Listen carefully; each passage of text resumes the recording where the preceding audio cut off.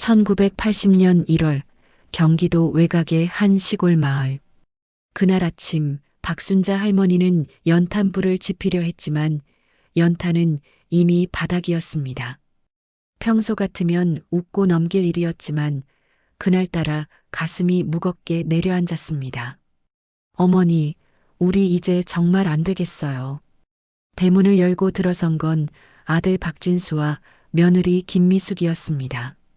며느리의 눈빛은 차가웠습니다. 단 1초의 망설임도 없었습니다. 어머니, 준호를 좀 맡아주세요. 우리 이제 한계예요. 순자의 품에는 열이 펄펄 끓는 3살배기 준호가 떨고 있었습니다. 이마에 올린 물수건이 흘러내렸고 순자는 떨리는 손으로 다시 올려주었습니다. 맡긴다니 잠깐만 봐달라는 거니? 그게 무슨 말이니? 오늘 여기 두고 갈 겁니다. 미숙의 말에는 미안함도 슬픔도 없었습니다. 단지 결정만이 있었습니다. 순자는 일어서려 했지만 다리에 힘이 풀렸습니다. 차가운 방바닥이 무릎을 파고들었습니다. 서울로 갑니다. 새 직장 구했어요. 애를 데려가면 방해만 돼요. 아들의 입에서 나온 차가운 말. 엄마 정말 미안해요. 입을 꽉 깨물어 미안 엄마. 그 한마디만 남기고 두 사람은 낡은 보따리 하나만 놓고 사라졌습니다. 준호의 옷까지 분유 한 통, 그것뿐이었습니다. 순자는 다시 방으로 돌아와 준호에게 손을 얹었습니다. 열은 여전히 뜨겁고 작은 몸은 떨고 있었습니다. 그녀는 옷장에서 낡은 솜니부를 꺼내 준호를 겹겹이 감쌌습니다. 연탄은 없었지만 최소한 자신의 체온으로라도 아이를 살려야 했습니다. 창밖엔 한방눈이 내리기 시작했습니다. 순자의 볼을 따라 눈물이 흘러내렸습니다. 해질 무렵 준호는 살짝 눈을 뜨고 할머니를 올려다보았습니다. 희미하게 웃고는 다시 잠들었습니다. 순자는 그의 작은 손을 꼭 잡고 마음속으로 다짐했습니다. 절대로 이 아이를 놓지 않겠다. 그 후의 날들은 지옥이었습니다. 연탄 살 돈이 없어 겨울을 나고 쌀독 바닥을 긁어죽을 쑤었습니다. 순자는 된장국 국물만 마시고 준호에게는 죽을 먹였습니다. 어느 날 슈퍼 앞에서 준호를 업고 장을 보는데 동네 아주머니들이 수군거렸습니다. 아이고, 저 아줌마 저 애를 어떻게 키우려고. 정상이 아닌 애를 어떻게 키운단 말이야. 할머니가 무슨 죄가 있다고 자식들이 참 못됐어. 그래도 시설에 보내야지. 저렇게 키워봤자 뭐하게. 순자는 고개를 숙인 채 빠르게 가게를 나왔습니다.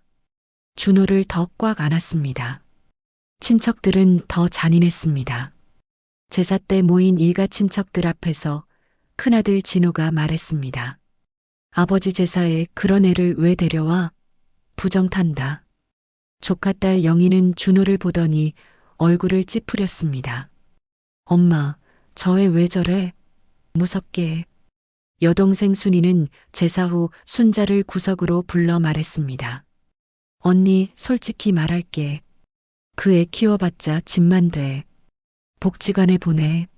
언니도 이제 나이가. 순이야, 내가 이 애를 어떻게 해. 언니가 죽으면 어쩌려고. 그때 가서 누가 맡아? 지금이라도 보내야 해. 순자는 아무 말도 할 수 없었습니다. 마을에서는 더 노골적이었습니다. 우물가에서 물을 기르려 가면 아주머니들이 수군거리다 입을 다물었습니다. 바보 손자 키우는 집이잖아. 저러니까 자식들이 버리고 간 거지. 슈퍼 주인은 외상을 끊어주지 않았습니다. 할머니, 미안한데 요새 외상값 안 갚는 사람이 많아서 현금만 받아요. 순자의 손에는 500원짜리 지폐 한 장뿐이었습니다. 그녀는 라면 한 봉지만 사들고 나왔습니다. 그리고 어느 추운 겨울날 공장 청소 일을 마치고 나오는데 관리인이 말했습니다. 박 씨, 다음 달부터는 안 나와도 돼요. 예. 무슨 말씀이지요? 제가 뭘 잘못했나요? 아니, 잘못한 건 없는데 위에서 젊은 사람으로 뽑으라고 지시가 내려와서 그래요. 이해해 주세요. 미안합니다. 순자는 60대였습니다. 그것만으로 잘린 것입니다. 집으로 돌아오는 길, 순자는 골목 구석에 주저앉아 울었습니다. 소리내지 않고 입을 막고 눈물만 흘렸습니다. 집에 가면 준호가 기다리고 있었습니다. 그 아이 앞에서는 울 수 없었습니다. 어느 날 밤 준호가 열이 나서 보건소에 갔습니다. 의사는 차트도 보지 않고 말했습니다. 할머니, 이 애는 발달이 많이 늦었어요. 솔직히 말하면 앞으로도 더 힘들어질 거예요. 그럼 어떻게 해야 하나요? 큰 병원 가봐야죠. 근데 돈이 많이 들 텐데 형편이 안 되시면 복지시설도 있어요. 또 그 말이었습니다. 시설, 시설, 시설. 모두가 입을 모아 말했습니다. 버려라. 보내라. 포기해라. 하지만 순자는 준호의 손을 놓지 않았습니다. 그녀는 새벽 5시에 일어나 남의 집 마당을 쓸고 빨래를 해주고 밤에는 공장 야간 청소를 했습니다. 몸은 부서져 갔지만 준호를 보면 힘이 났습니다. 준호는 말도 늦고 걷지도 못했지만 눈만은 맑았습니다. 준호는 할머니를 보면 안심한 듯 늘 이렇게 불렀습니다. 할매. 그리고 또 할매라고 불렀습니다. 저는 그의 작은 입에서 할매라고 부를 때마다 심장이 터질 듯 했어요. 어느 날 작은 손가락을 혼자 움직이는 걸 보았을 때 순자는 소리내어 울었습니다. 장하다, 우리 준호. 잘했어. 그날 밤 준호의 잠든 얼굴을 보며 순자는 다시 울었습니다. 슬퍼서가 아니었습니다. 기뻐서였습니다. 이 아이에게 보여줄 수 있는 사랑이 있다는 것. 그것만으로 충분했습니다. 1981년 봄, 준호를 떠맡은 지 석 달째. 순자는 하루에 3군데를 일했습니다. 새벽 5시부터 파출부 일을 하였습니다. 부잣집 마당을 쓸고 아침까지 지어주고 오전 9시면 식당 설거지를 했습니다. 저녁 7시에는 공장 야간 청소를 시작했습니다. 집에 돌아오면 자정이 넘었습니다. 하루 벌이는 2,000원. 준호의 약값은 한 번에 1,500원이었습니다. 어느 날 준호가 또 열이 났습니다. 약국 아저씨가 고개를 저었습니다. 할머니, 이번엔 외상 안 돼요. 지난번 것도 안 갚으셨잖아요. 순자는 떨리는 손으로 손가락의 금반지를 빼냈습니다. 시집 올 때 받은 단 하나 남은 금반지였습니다. 이거 얼마나 되나요? 약국 아저씨는 저울에 올려보더니 말했습니다. 5,000원 드릴게요. 순자는 고개를 끄덕였습니다. 반지를 건네고 약을 받아들었습니다. 집으로 돌아오는 길, 순자는 맨손가락을 바라보며 걸었습니다. 눈물이 났지만 참았습니다. 지금의 이 반지가 뭐가 중요해. 준호의 약값이 더 중요하다고 혼자말로 되새겼습니다. 그날 밤 약을 먹인 준호는 조금씩 열이 내렸습니다. 순자는 그의 이마를 쓰다듬으며 중얼거렸습니다. 사람만 있거라. 그것만 있으면 돼. 순자는 하루에 한 끼만 먹었습니다. 아침은 숭늉 한 그릇, 저녁은 준호가 남긴 밥 한 숟가락. 살이 빠져 옷이 헐렁해졌지만 거울을 볼 시간도 없었습니다. 어느 날 새벽 일을 나가려는데 몸이 움직이지 않았습니다. 현관 앞에서 쓰러졌습니다. 정신을 차렸을 때 준호가 옆에서 울고 있었습니다. 할매. 순자는 준호를 안았습니다. 미안해, 미안해. 할매가 좀 피곤했나 보다. 그날은 일을 쉬었습니다. 하루벌이 2,000원을 포기한 날이었습니다. 하지만 그날 준호는 처음으로 스스로 숟가락을 잡으려 했습니다. 떨리는 손으로 몇 번이고 떨어뜨리면서도 포기하지 않았습니다. 할매, 나 혼자 할 수 있어. 순자는 그 모습을 보며 소리 없이 울었습니다. 이 아이는 잘하고 있구나. 천천히지만 분명히. 동네 사람들의 시선은 여전히 차가웠습니다. 슈퍼에 가면 주인이 노골적으로 불편한 표정을 지었습니다. 할머니, 다른 데 가서 사세요. 여기는 외상 안 받아요. 하지만 작은 구멍가게 김씨 할머니는 달랐습니다. 아이고, 우리 준호 왔네. 이거 가져가. 뻥튀기 한 봉지를 몰래 주머니에 넣어 주었습니다. 동네 아이들은 준호를 놀렸습니다. 바보다 바보. 말도 제대로 못해. 준호는 고개를 숙였습니다. 동네 아이들은 연신 준호를 놀려댔습니다. 하지만 그중 한 아이, 철수가 다가와 말했습니다. 야, 그러지 마. 준호는 아프잖아. 그리고 준호에게 사탕을 하나 건넸습니다. 준호는 그날 밤 할머니에게 말했습니다. 할매, 오늘 친구가 사탕 줬어. 순자는 준호를 꼭 안았습니다. 이 아이도 친구가 필요하구나. 사람이 필요하구나. 교회 집사님은 찾아와 말했습니다. 할머니, 이건 하나님이 주신 시험이에요.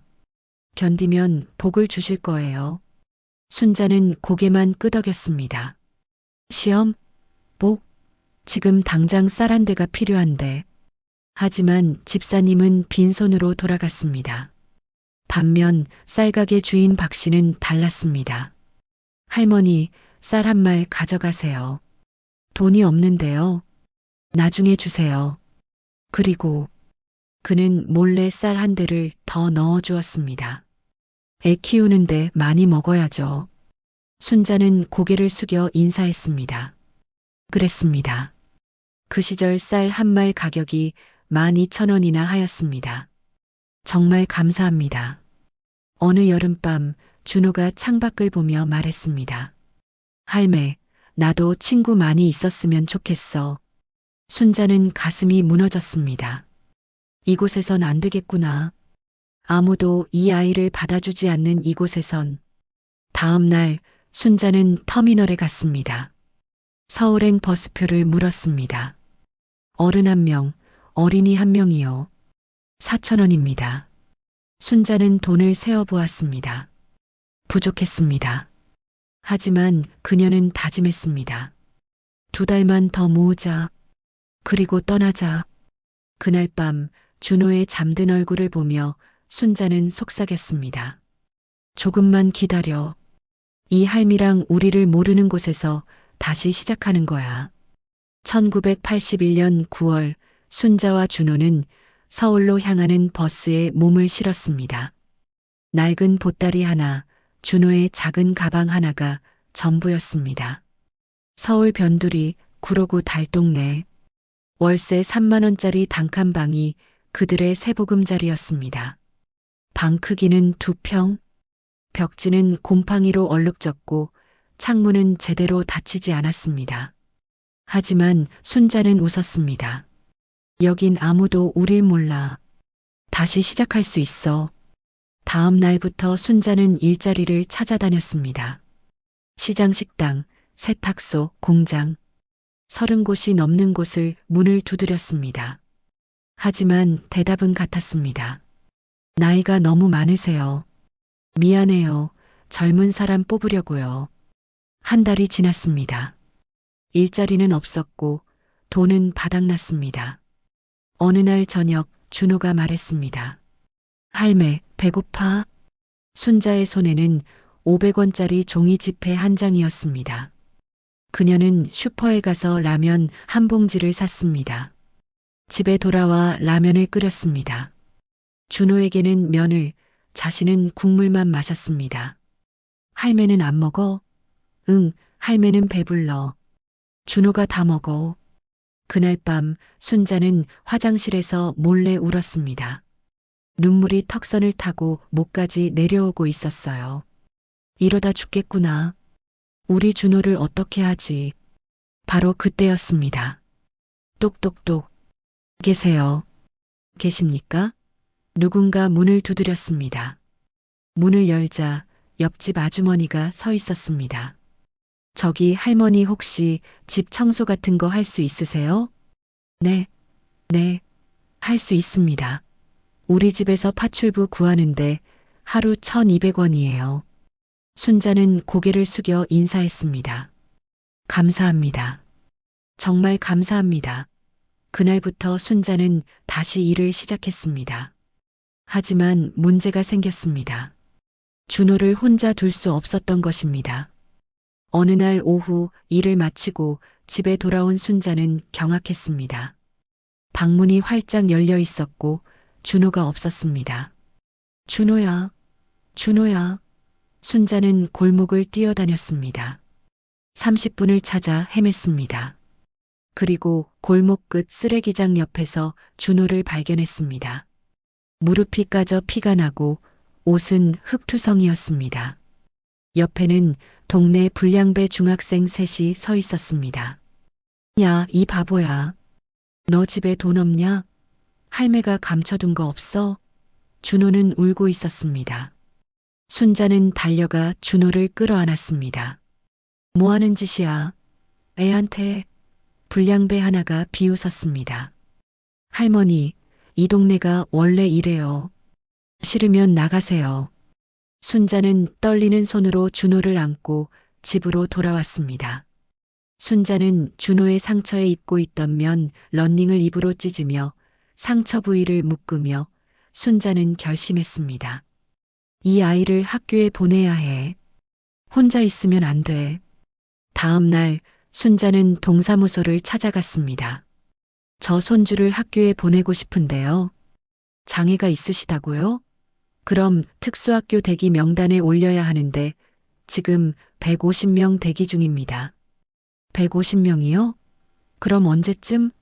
빨라도 2년은 걸릴 겁니다. 순자는 무릎이 꺾이는 것 같았습니다. 하지만 공무원이 덧붙였습니다. 근데 할머니, 일반 초등학교 특수학급은 가능할 수도 있어요.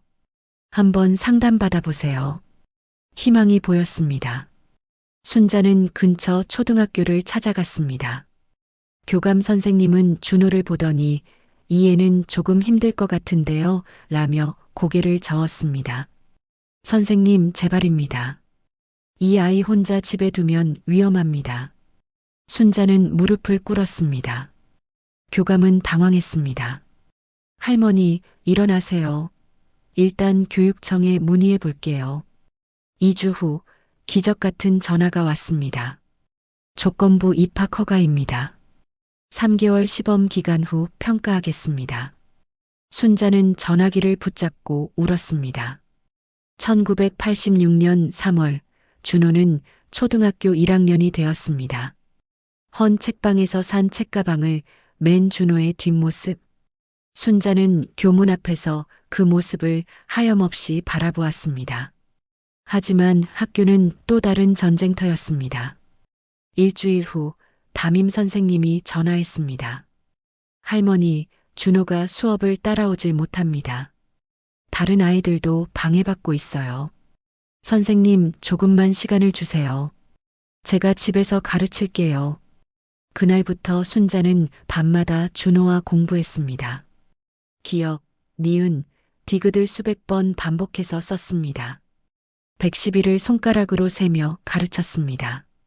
준호는 느렸지만 포기하지 않았습니다. 할매, 나 잘할 수 있어? 당연하지. 천천히 가면 돼. 2개월 후 기적이 일어났습니다. 준호가 받아쓰기 시험에서 10점 만점에 3점을 받아왔습니다. 담임 선생님이 적어준 메모가 있었습니다. 준호가 정말 많이 노력했습니다. 계속 응원하겠습니다. 순자는 그 종이를 가슴에 꼭 안았습니다. 그날 밤 순자는 준호에게 말했습니다. 준호야, 우리 이겼다. 준호는 고개를 갸웃했습니다. 뭘 이긴 거야? 세상이랑. 우리 둘이서 세상이랑 싸워서 이긴 거야. 준호는 웃었습니다. 그 웃음이 순자에게는 그 어떤 보상보다 값졌습니다. 1990년 늦었지만 이제 준호는 초등학교 6학년이 되었습니다. 할머니 순자는 어느새 73세. 관절염으로 계단을 오르기도 힘들어졌습니다. 어느 날 시장에서 장을 보고 돌아오던 순자가 계단에서 넘어졌습니다. 할매, 준호가 달려왔습니다. 처음으로 할머니를 부축했습니다. 괜찮아, 할매 괜찮아. 하지만 순자의 손은 떨리고 있었습니다. 그날 밤 준호는 조용히 말했습니다. 할매, 이젠 내가 할매를 지켜야 할 것 같아. 순자는 준호의 머리를 쓰다듬었습니다. 이 아이가 이렇게 컸구나. 1991년 준호는 중학교에 입학했습니다. 친구들이 생겼습니다. 어느 날 친구 민수가 말했습니다. 준호야, 우리 PC방 가자. 게임 재밌어. 준호는 망설였습니다. 집에 돌아와 할머니에게 말했습니다. 할매, 나도 친구들이랑 PC방 가고 싶어. 안 돼. 거기는 위험해. 할매, 나도 애들처럼 살고 싶어요. 준호가 처음으로 목소리를 높였습니다. 순자는 당황했습니다. 준호야, 그런 곳은. 할매는 날 항상 애기 취급해. 난 이제 중학생이라고. 하며 준호는 문을 박차고 나갔습니다. 순자는 멍하니 서 있었습니다. 저녁 8시 준호는 돌아왔습니다. 눈이 빨갛게 부어 있었습니다.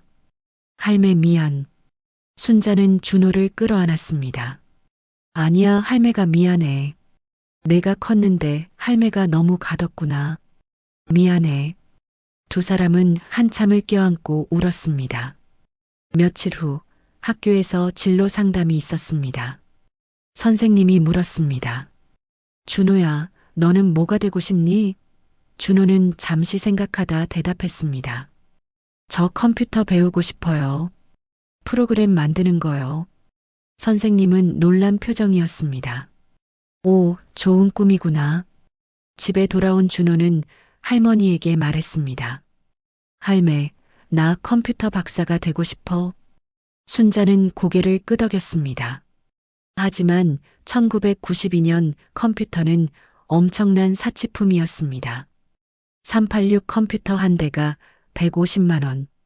순자의 한 달 수입은 10만 원이었습니다. 그날 밤 순자는 결심했습니다. 다음 날부터 그녀는 야간 청소 일을 하나 더 늘렸습니다. 저녁 6시부터 새벽 2시까지 일했습니다. 집에 돌아오면 쓰러지듯 잠들었습니다. 준호는 몰랐습니다. 6개월 후 어느 토요일 아침 순자가 준호를 깨웠습니다. 준호야, 일어나 보려무나. 용산으로 할미랑 한번 가보자. 용산요? 왜요? 용산 전자상가. 순자는 준호를 한 중고 컴퓨터 가게로 데려갔습니다. 아저씨, 이거 주세요. 헌 386 컴퓨터 한 대. 저렴한 것이 60만 원이나 했어요. 준호는 눈이 커졌습니다. 순자는 준호를 보며 말을 했어요. 준호가 진짜 갖고 싶은 거잖아. 할미가 어떻게 돈을 모아서 준호에게 사주는 거야. 열심히 공부해 준호야. 순자는 6개월간 모은 돈을 모두 털어냈습니다. 준호는 할머니를 껴안고 울었습니다. 할매 고마워요. 정말 고마워요. 그날 밤 준호는 컴퓨터 앞에 앉아 새벽까지 공부했습니다.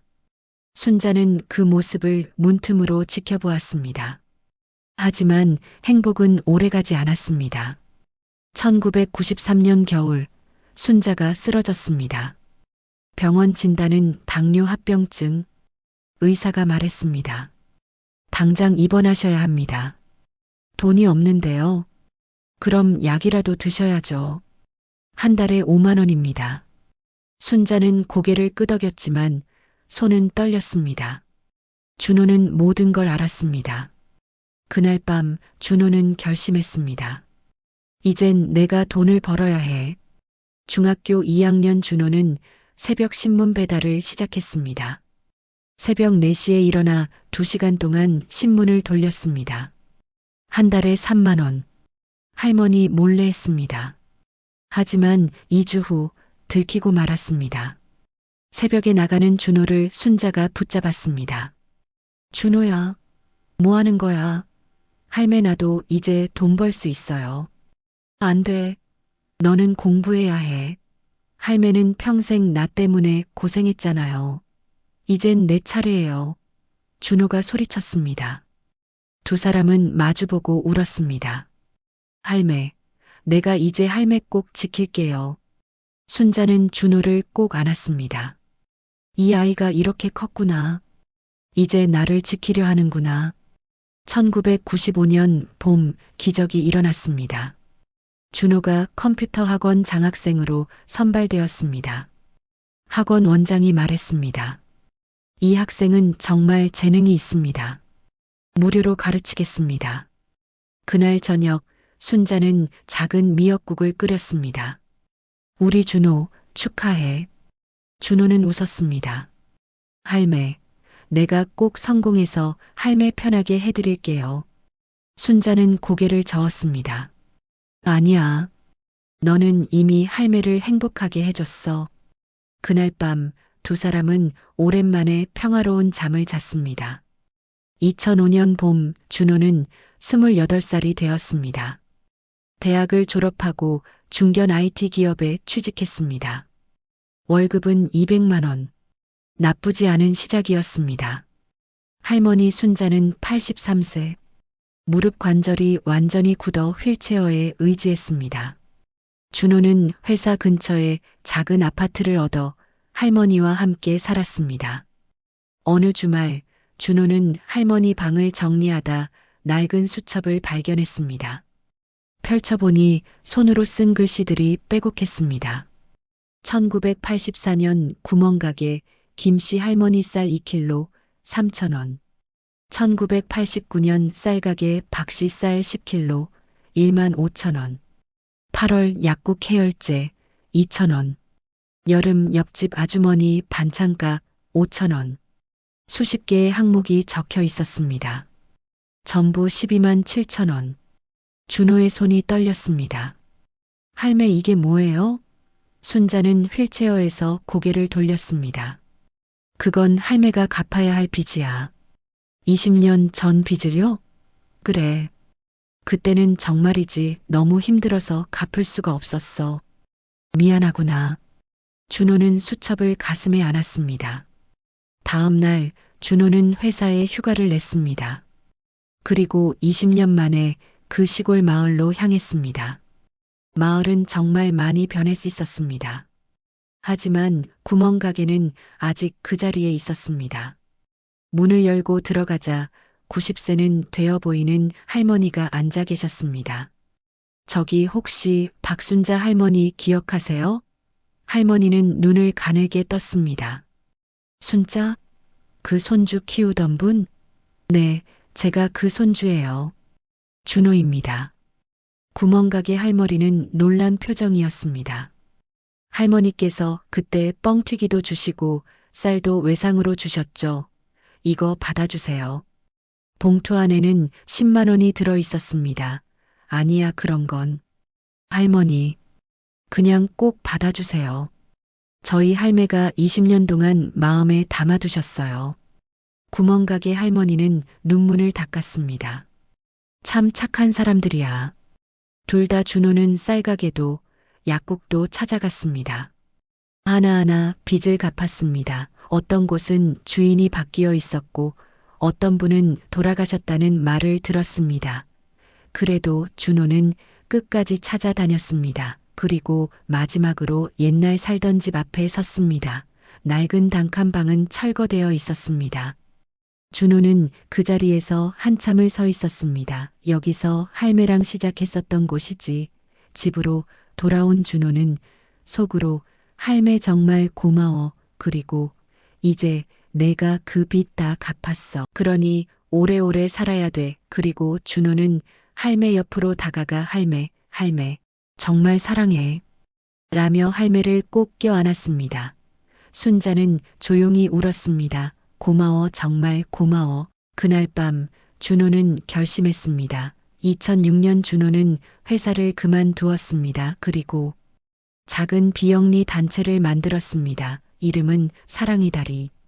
장애 아동을 키우는 조성 가정을 지원하는 곳이었습니다. 첫 지원 대상은 구멍가게 할머니의 증손자였습니다. 할머니, 아이 지원해 드릴게요.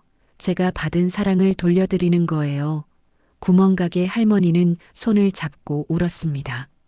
준호야, 내가 정말 훌륭한 사람이 됐구나. 2008년 겨울 순자 할머니가 병원에 입원했습니다. 의사는 고개를 저었습니다. 이제 시간이 얼마 남지 않았습니다. 준호는 매일 병원을 지켰습니다. 어느 날 저녁 순자가 준호의 손을 잡았습니다. 준호야, 내 할매.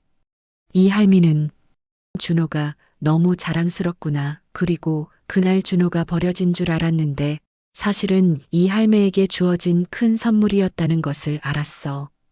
준호는 눈물을 펑펑 흘리며 울었습니다. 할매, 저는 할매처럼 살 거야. 누군가에게 그런 사람이 되어주면서 살 거야. 순자는 평화롭게 웃고 있었습니다. 그래, 그렇게 살거라. 그날 밤 순자 할머니는 그렇게 조용히 눈을 감았습니다.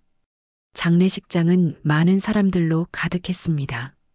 예시웃들, 그리고 준호가 봉사하는 수십 명의 가정들 모두가 말했습니다. 훌륭한 분이셨습니다.